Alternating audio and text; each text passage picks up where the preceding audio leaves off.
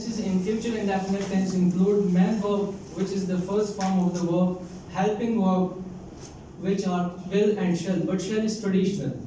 Now, let me talk about interrogative sentences. These are the question sentences which start with will. Its structures include two types of structures depending on the subject.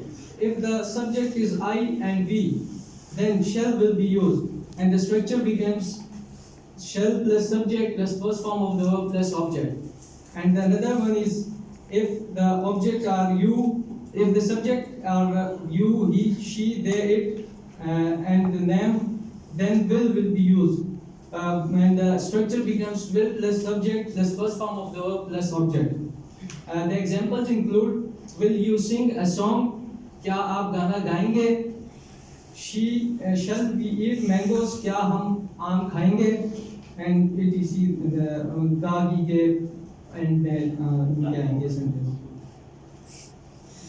Okay, this is good. Yeah, keep it up like this, and it's all clear. I understand it. Thank you.